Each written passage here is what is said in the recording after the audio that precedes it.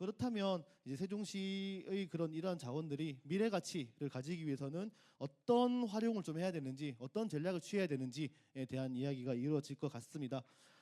국립안동대학교의 태지우 교수님을 모시고 이야기를 들어보도록 하겠습니다. 큰 박수로 모시겠습니다.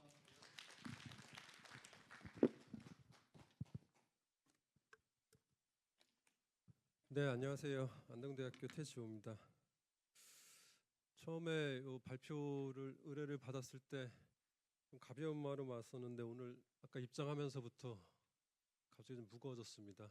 이렇게 많은 분들께서 오실 줄 몰랐고 세종시에서 이렇게 역사 자원이라든가 지역학에 대한 관심이 이렇게 높으신 줄 진짜 몰라서 제가 좀 더 지금 마음이 좀 무겁고요.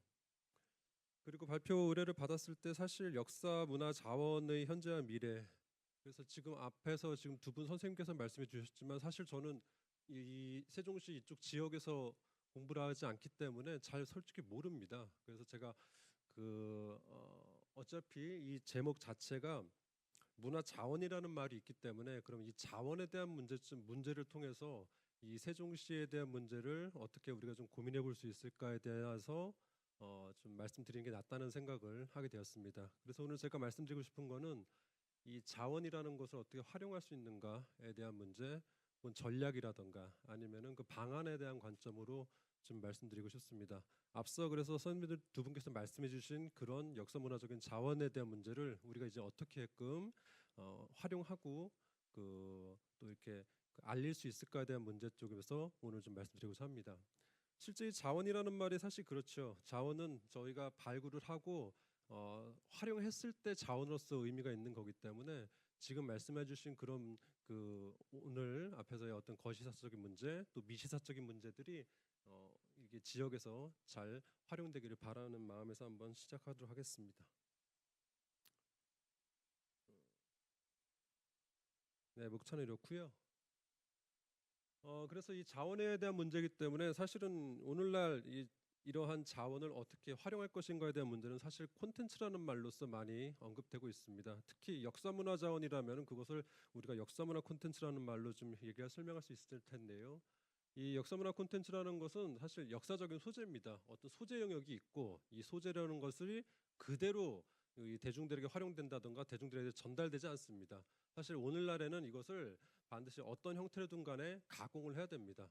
재가공을 하고 가공을 하고 어떤 구성하는 작업을 거친 다음에 그리고 다양한 매체들의 결합을 시켜야 되는 문제도 있죠. 이 매체라는 것은 사실은 우리가 일반적으로 얘기할 때 뭐 이런 영상 미디어라든가 아니면 뭐 스마트폰 같은 뉴미디어 같은 것들 있지만 사실은 공간이라는 전체를 우리가 하나의 매개할 수 있는 미디어로 접근할 수도 있는 것이고요. 아니면 여러 형식들이 다 이게 포함될 수 있습니다. 그래서 어떤 식으로든 간에 이 소재가 가공되고 그것을 이렇게 고정시킨다던가 혹은 매개할 수 있는 방법에 결합을 시키고 그랬을 때 이것이 하나의 의미를 갖게 된다라는 차원으로 오늘날 이렇게 콘텐츠라는 개념으로 얘기하고 있습니다. 이 전반적인 과정을 우리가 또 스토리텔링이라고 얘기할 수 있을 텐데요. 그건 또 뒤에서 말씀드리도록 하겠습니다. 그래서 지금 말씀드린 것처럼 하나의 어떤 역사적으로 전승된 수많은 그런 소재들, 자원들을 활용하여서 이것을 어떤 목적이라든가 가치에 따라서 변형시키는 우리가 과정을 거쳐야 되고요. 그리고 이것이 결국은 우리 대중들이라든가 시민들에게 전달될 수 있는 하나의 어떤 외연적인 방법들도 고민하는 차원에서 결국은 이것이 우리가 지역 민의 어떤 정체성을 제고한다라든가 아니면 경제적인 효과로서 어떤 관광적인 자원을 활용한다든가라는 차원의 어떤 그런 체험이 가능한 결과물로 나타난다고 생각됩니다. 예, 뭐 같은 얘기입니다. 같은 얘기라서 넘어가도록 하겠습니다. 그랬을 때 결국은 이런 역사문화자원이라는 것을 활용했을 때의 문제는 결국은 이 세종학 포럼 이 로컬 지역학에 대한 문제에서 지금 시작한 것과 마찬가지로 결국은 지역 정체성에 대한 문제를 드러내고 고민하기 차원에서 우리가 이런 논의들을 우리가 하고 있는 것인데요.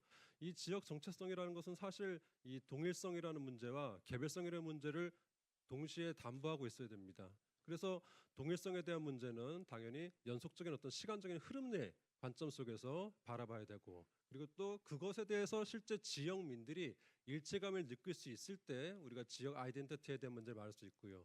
그렇지만 이것은 결국은 하나의 지역이라는 것이 의미를 갖기 위해서는 다른 지역과의 또 차이 속에서도 의미를 갖기 때문에 예를 들어서 뭐 인접하고 있는 청주라던가 혹은 대전이라던가 아니면 공주라던가 등등과의 어떤 차이 또 경우에 따라서는 거기에 대해서 뭔가 뭐 반드시 어떤 물질적으로 계량적으로 접근할 수 있는 건 아니지만 뭔가 좀 우리가 프라이드를 가질 수 있는 무언가 좀 어떤 차별화된 지점이 있을 때만이 이 지역 아이덴티티에 대한 문제를 얘기할 수 있을 것 같습니다. 그래서 결국은 지역 역사적 문화적 지역의 역사적 문화적 소재라는 것은 지역 정체성을 드러낼 수 있어야 되는 거고 또 지역민들의 어떤 공통된 기억과 경험 그리고 이랬을 때 이것이 오늘날의 사회에서 글로벌라이제이션이라는 가능성에까지 어떻게 확장시킬 수 있는가에 대한 문제가 고민될 것 같습니다. 그랬을 때 지역에 대한 자산 문제를 다시 한번 저희가 좀 정리를 해보면은요, 뭐 이렇게 뭐 표화시킨 거지만 다들 아시는 내용일 겁니다. 그 자연 지리적인 자원들도 있습니다. 그 어느 지역이나 다 독특한 그 자연 지리적인 자원들이 있을 테고요. 또 그에 반해서 그 역사문화 자원 오늘 지금 저희가 얘기하고 있는 역사문화 자원이 있을 것이고요. 또 그게 아니라 약간 좀 현대적인 것들 혹은 새롭게 만들 수 있는 것이라 본다라면은 그거 외에도 뭐 이런 그 농수산물 무슨 뭐 식재료 혹은 경우에 따라서는 여러 마을 경관 현대적 경관 뭐 아니면 또 이런 신도시 계획도시 같은 경우는 경우에 따라서는 거기에서 새롭게 오늘날의 그 건립된 사회 간접 자본들도 하나의 어떤 자원으로 저희가 활용할 수 있습니다. 그리고 또 그 옆에는 이런 그 물적인 하드웨어적인 것뿐만 아니라 서비스 자원들도 사실은 지역에서 활용될 수 있는 그런 자원이라는 생각이 듭니다. 이렇게 그래서 예쁘다 전해 내려오는 것과 그리고 오늘날 새롭게 만들 수 있는 것이라는 축 그리고 또 하나는 좀 약간 좀 하드웨어적인 것, 소프트웨어적인 것이라는 축으로 봤을 때 이런 차원에서 우리가 세종시의 자원들을 한번 고민해 볼 수 있지 않을까라는 생각해봤습니다. 뭐 관광 콘텐츠라는 걸로 좀 약간 한정 지으면은요 사실은 일반적으로 우리가 얘기할 때 관광 콘텐츠로 써먹을 수 있는 활용할 수 있는 자산이라는 것은 예를 들어서 일종의 이런 건물이나 가로 경관, 도시 경관 등에 대한 물리적 매력들이 있을 겁니다. 그러니까 사실 이 문제는 우리들이 혹은 여러 선생님들께서 해외라든가 다른 도시에 관광을 하러 갔을 때 그 도시에서 내가 느끼는 매력 지점이 무엇인가에 대해서 고민해 보시면 아마 좀 어느 정도 정리될 수 있는 내용인 것 같은데요. 그다음 또 여러 가지 관광객들에게 흥미를 끌 수 있고 쾌적한 어떤 환경을 제공할 수 있는 어떤 예술과 관련된 그런 그 어떤 공간 또 경우에 따라서는 인간적인 규모라든가 친밀감 자체가 그 관광 혹은 그 지역에 대한 매력을 주기도 합니다. 어떤 우리가 작은 마을, 뭐 이런 테마 마을, 테마 이런 그 도시들을 갔을 때 느끼는 그런 부분이 있고 또 그 도시를 갔을 때 어떤 걷고 싶은 또 지리적인 특성도 있을 것이고요.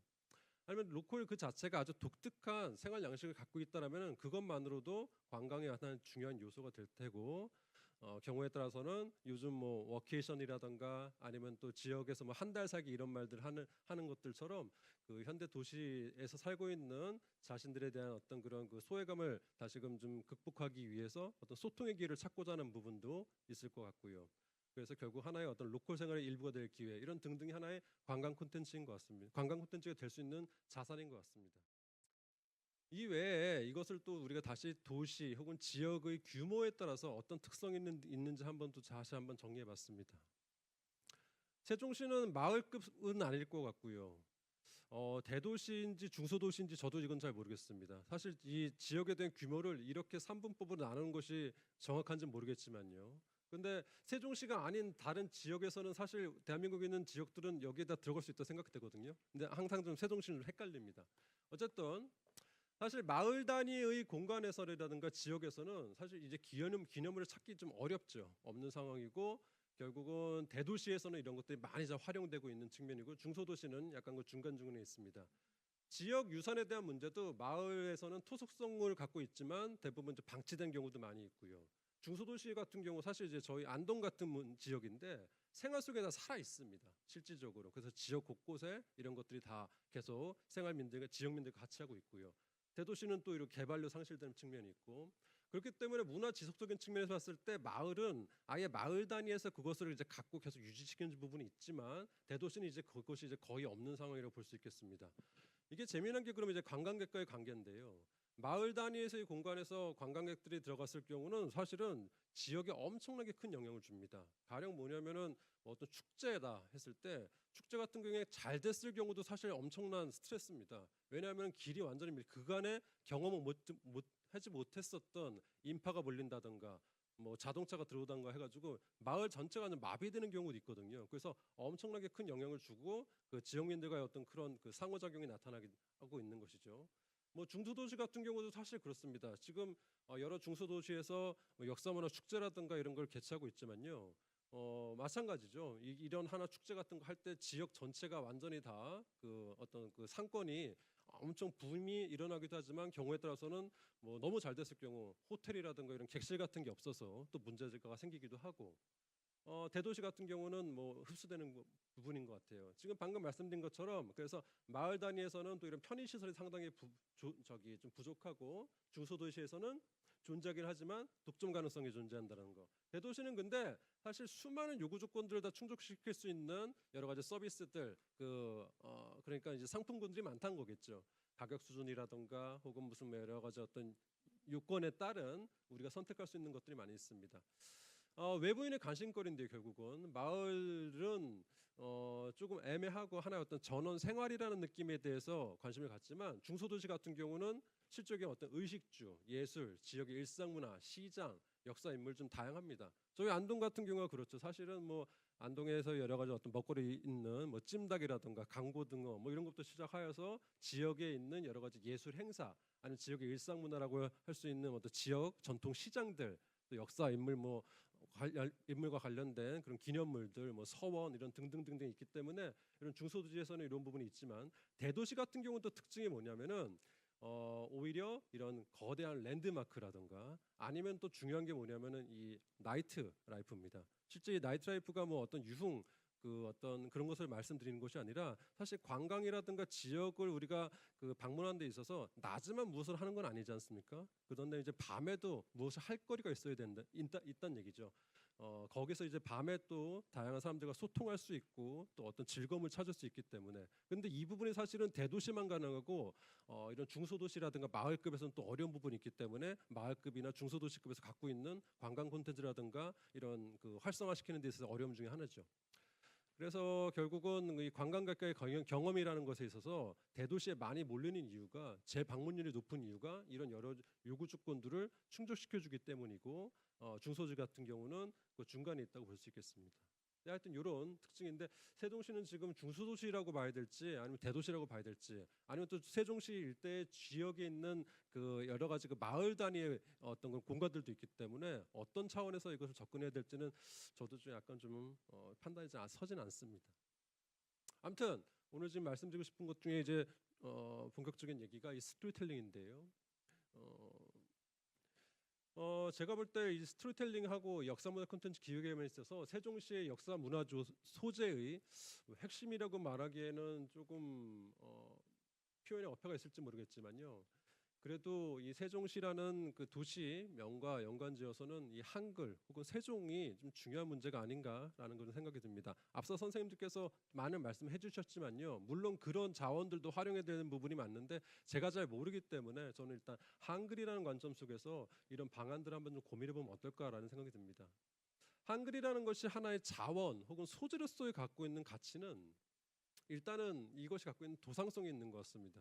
도상성. 이 도상성이라는 것은 다양한 디자인 혹은 시각적인 요소를 활용할 수 있는 그 가치가 있기 때문에 도상성이라는 것이 있고 또 한글이라는 것은 이야기성이 있죠. 그 세종대왕이라든가 아니면 집현전 학자들 관련된 수많은 에피소드들 그리고 이후에 나타나게 되는 한글과 관련된 뭐 독립운동에 대한 문제도 있는 것이고 또 어떤 그 아녀자들과 그 이런 혹은 지배계층들 간의 어떤 그런 관계들 수많은 에피소드들 많이 있을 것이고요. 아니면 현대에도 많이 있을 것이라고 생각합니다. 발굴에 대한 문제인데요. 그다음 역사성에 대한 문제는 뭐 저희가 뭐 말할 것도 없는 것이죠. 그래서 이런 수많은 어떤 가치들을 활용할 수 있는 가능성이 있지 않을까 한글으로부터 한번 시작해 보자는 얘기입니다. 물론 아까 이제 우리 김양식 교수님께서 한글에 대한 문제, 세종에 대한 문제 이것이 결국은 이 세종시만의 독특한 혹은 유일한 혹은 독점할 수 있는 자원이냐라는 그 문제는 한번 더 논의해야 된다 말씀하셨는데 저는 거기에 대해서 충분히 공감하지만요.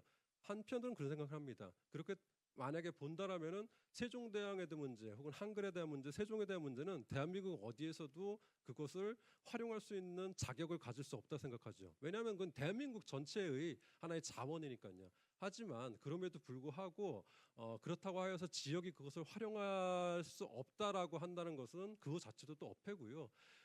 이런 그 자원이라는 거는 결국은 발굴을 하고 그것을 통해서 활용하는 사람들에게 그것에 대한 일종의 그 하나의 뭐 권한을 갖는다던가 아니면 그들이 혜택을 가질 수 있는 것이고 저희가 그것을 어떤 독점하고 단지 누가 개인의 어떤 사적 이익을 통해서 하자는 것이 아니라 지역 정체 혹은 지역 브랜딩 위해서 활용하자는 것이기 때문에 그 문제에 대한 무슨 부분은 저희가 논리를 만들어가면서 충분히 다른 지역이라든가 외부인들에게 설명할 수 있다고 생각하고 있습니다.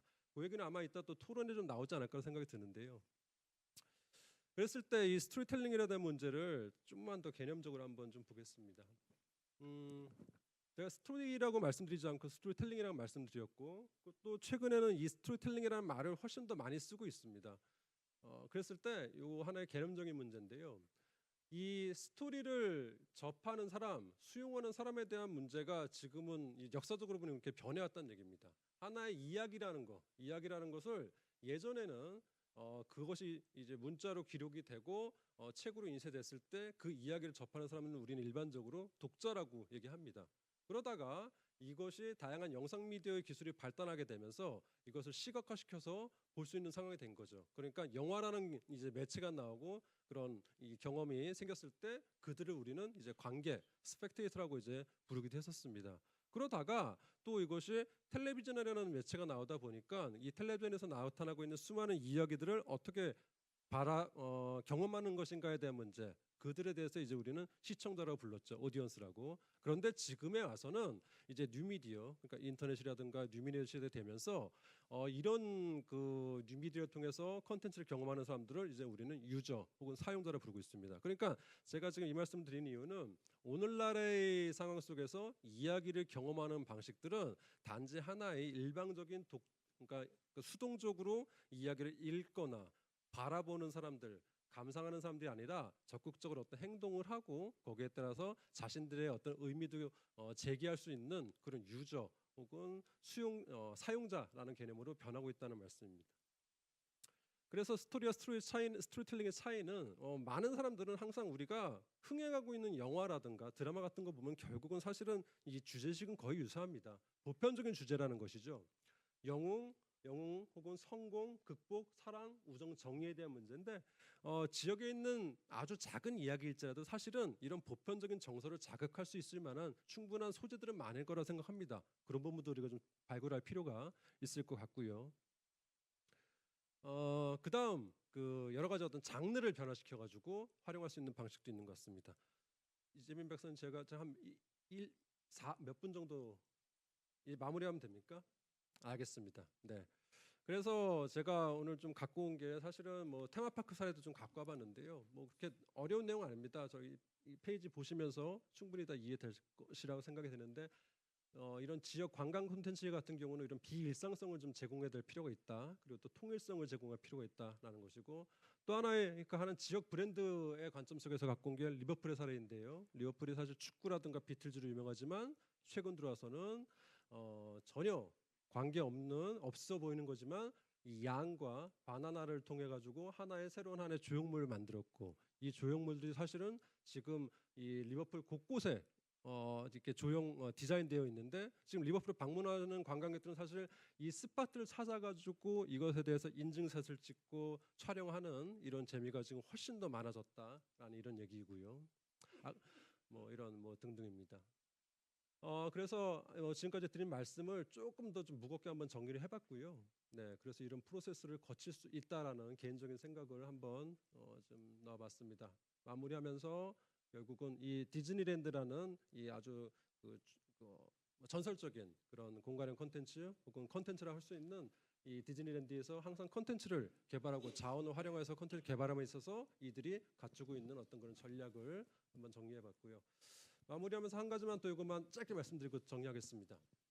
우리는 일반적으로 공식 역사랑 공적 영역에 대해서 역사만 얘기하고 있지만요. 사실은 이 과거에 대한 문제는 미시적인 것과 혹은 더불어서 대항적이고 사적인 기억도 상당히 많습니다. 이 문제에 대한 충돌과 간극이 있을 텐데 중요한 문제는 이 둘 다를 발굴하는 것이 중요하고요. 그랬을 때 이 간극에 대한 문제를 어떻게 조절할 것인가에 대한 문제는 지역에서 반드시 해결해야 될 문제라고 생각합니다.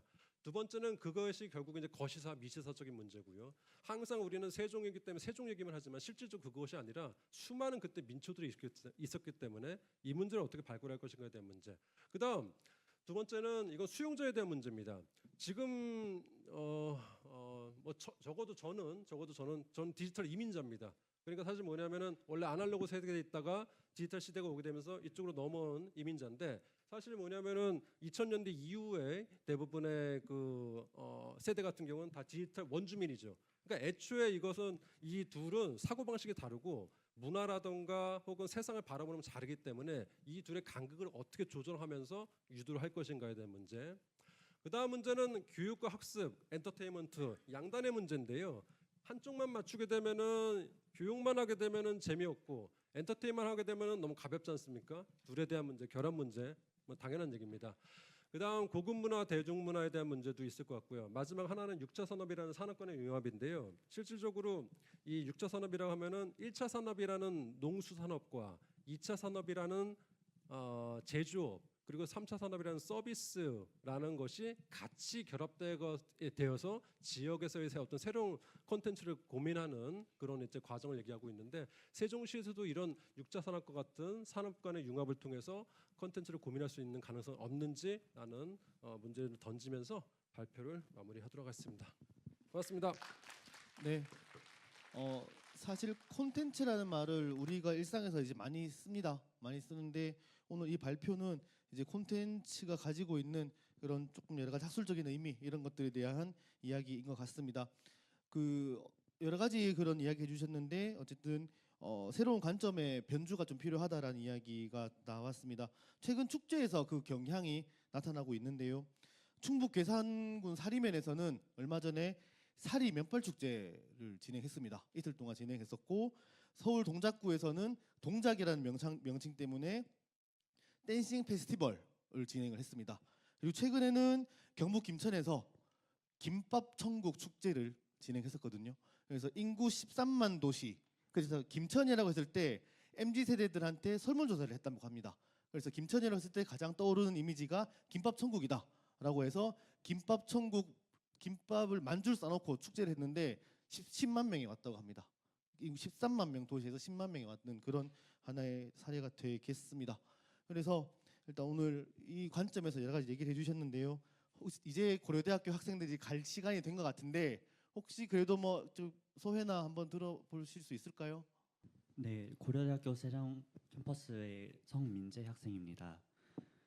김영식 교수님이 금강 주위의 정자라든지 아니면은 서원들이라든지 아니면은 절에 대해서 말씀을 해주셨는데 그런 것은 태지호 교수님이 말씀하신 자료들 중에서 마을에 해당이 된다고 생각을 하거든요. 그러니까 일회적으로 접근을 할 수 있지만 여러 번 방문하기는 힘들다고 생각을 합니다. 예를 들어서 예전에 전통문화 박물관 방문을 한 적이 있었는데 버스로 가기에도 30분 정도 걸렸었고 거기에 버스에서 내려서 15분 정도를 더 걸어가다 보니까 여기를 다시 방문하기는 힘들겠다라는 생각이 들었었습니다. 그런 것처럼 이러한 마을에서 중요한 것은 알겠지만 재방문이 중요하다고 생각을 하는데 이러한 재방문에 대한 토론이 이루어졌으면 좋겠습니다. 고려대학교 세종 캠퍼스 재학한 김예송입니다. 오늘 무엇보다 정말 귀한 자리에 초대해 주셔서 진심으로 감사드립니다. 저는 몇 가지 좀 깨달은 바를 말씀드리고 싶은데요. 첫 번째 시간에서는 이제 세종시가 가지고 있는 지역적 문화유산의 가치를 실감하고 재의식하는 시간을 가질 수 있었습니다. 예를 들어서 가장 인상 깊었던 부분은 세종과 세종시의 연관성을 한글뿐만 아니라 세종대왕의 민본 혹은 위민 사상과 세종을 연관지어서 이제 해석하는 것에 대한 제의를 주셨는데 이 부분이 가장 인상 깊었던 것 같습니다. 그리고 두 번째 시간 같은 경우에는 추운 맹희섭 선생님의 삶을 통해서 인식한 세종 지역의 역사적 그 가치가 더욱 제고되어야 함을 느꼈는데요. 일반적으로는 탑골고원에서 열린 3일 만세운동만을 생각했지만 세종에서 연기 청년회가 주도한 유일무이한 횃불 운동 등이 더욱 알려져야 한다고 생각했습니다. 그다음 세 번째 시간에서는 지역 정체성을 어떻게 스토리텔링으로 풀어갈 것인가에 대해서 얘기해 주셨는데요. 저는 지금까지 내가 공부하고 있는 세종, 또 나만의 세종에서 이제 그쳐서 생각했는데 모두가 궁금한 세종, 그리고 우리의 세종이 되기 위해서 단순하지만 강력한 세종의 비트가 될 수 있는 것이 무엇일지 고민해 보게 되었습니다. 지금까지 당연하게만 생각했던 세종에서 당연하지 않은 가치를 느낄 수 있어서 이렇게 귀한 자리에 초대해 주셔서 진심으로 감사하다고 말씀드리고 싶습니다. 감사합니다. 네, 우리 김예승 학생은 좌장의 역할을 해 주셨습니다. 따로 정리할 필요는 없을 것 같고요. 네, 혹시 뭐 고려대학교 학생들 중에 나는 꼭 이 얘기를 좀 하고 싶다 하시는 분 없습니까? 네네, 뭐 강요한 건 아닙니다. 네, 네,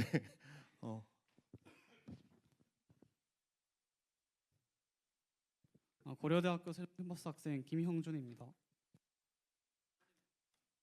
저는 길게 말하지는 않고 짧은 질문을 하나 드리고 싶습니다. 태지호 교수님께서 이제 하신 말씀 중에 스토리텔링이라는 중요한 말씀을 해주셨는데 세종시가 지역 브랜딩을 꼭 해야 하고 스토리텔링을 통해서 관광객을 유치해야 되는 중요한 목표가 있는데 세종시는 계획도시로 단시간에 짧게 빠르게 성장한 도시라서 이제 많은 읍과 면들을 한 번에 통합하여 크게 확장하는 과정을 한 번에 거치다 보니 이제 세종시만의 그런 고유한 역사를 유지하지 못하고 한 번에 신도시로 좀 빠르게 성장한 감이 없지 않아 있습니다. 그러다 보니 세종시라는 신도시, 계획도시라는 좀 공무원의 도시라는 점에 사로잡혀서 이제 세종시 많은 중요한 역사적 가치와 사회 문화적인 가치를 좀 간과하고 빠르게 성장한 그런 도시라고 저는 생각을 합니다. 이제 그 과정에서 세종시는 어떤 지역 브랜딩을 할 수 있을지 많이 고민이 되고 지금도 대부분의 사람들에게는 공무원 도시, 공무원 도시라고 인식되고 있는 좀 비판적인 도시라고 생각하는데 어떻게 이 난관을 헤쳐나갈지 많은 고민을 가지고 있습니다. 네. 감사합니다. 네.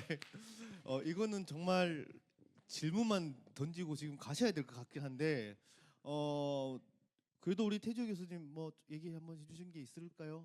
아니 사실 이 문제는 오늘 제일 중요한 그 토론 주제고요. 그리고 사실 이 문제는 오히려 그 세종학 센터장님께서 진짜 계속 고민해 주신 주제고 그런 말씀 드릴 수 있을 것 같습니다. 저희가 사실 요 세종 제가 외람되지만 외부인의 입장에서 세종 시민들이 요 스트레스가 있으신 것 같아요. 실제 계획도시기 때문에 또 원래 각각의 그 지역 정체성들이 있었던 지역들이 일부가 지금 같이 하나가 된 상황이지 않습니까? 그럼 그 전에 있었던 문제와 현재 앞으로의 과정을 좀 어떻게 정리할 것인가에 대한 문제면서 지금 우리 질문자 학생이 말씀해주신 것처럼 이 계획도시가 갖고 있는 어떤 기능적인 문제에 대해서 지금 이것을 어떻게 그 우리가 절충하여서 앞으로에 대한 이 정체성을 확보해야 될 것인가의 문제인데 이런 생각합니다. 사실은 이거 사실 되게 중요한 문제지만 지금 저희가 당대인들이기 때문에 저희가 스트레스 받는 것이지 사실은요 이 세종시가 앞으로 100년, 200년, 300년, 400년, 500년, 1000년 지나면은요 이 문제 전 자연스럽게 해결될 수 있다고 생각됩니다. 왜냐하면은 이 전통에 대한 문제는요 실제 우리가 아주 오랫동안 갖고 온 것이라고 생각하지만 실제 만들어진다던가 구성되기도 한다던가 그리고 시간이 지나면은 저절된 것이 이제 구축되기 때문에요. 저희가 정말 제가 추상적인 말씀드리겠지만 이런 고민 계속하면서 구축하다 보면 자연스럽게 전통 만들어질 것 같은 생각이 들고 결국은 이후에 아마 어떤 우리가 후대들에게 이 문제를 좀 저희가 한번 물을 수 있는 기회가 있지 모르겠지만 그거를 저희가 좀 꿈꾸는 방법밖에 없다는 생각이 듭니다. 나중에 한번 이따가 종합토론 때 다시 한번 말씀 나누시죠. 네. 알겠습니다. 네, 좋은 질문 해주시는 고려대학교 학생들께 다시 한번 감사의 말씀드리고 첫 번째 질문 나오는 세종전통문화체험관 같은 경우는 사실은 그 장소가 매력적인 장소로 가지기 위해서는 그 콘텐츠만 있어야 될 게 아니라 교통 여건이라든지 그리고 주변 연계 자원이라든지 이런 것들이 다 사실 있어야 되긴 합니다만 아직까지는 그쪽 개발 단계다 보니까 조금 떠 있는 모양새긴 합니다. 그래서 그런 부분들이 그 주변에 조금 뭔가 갖춰진 다음에 좀 더 낫지 않을까라는 생각을 좀 하게 됩니다. 참 우리의 숙제를 센터가 나아갈 때 방향을 얘기를 해주신 것 같아서 다시 한번 감사의 말씀드리고요. 시간이 조금 지났습니다. 이제 잠깐 쉬는 시간을 가지고 1부 때 못다한 이야기를 2부에서 나눠보겠습니다.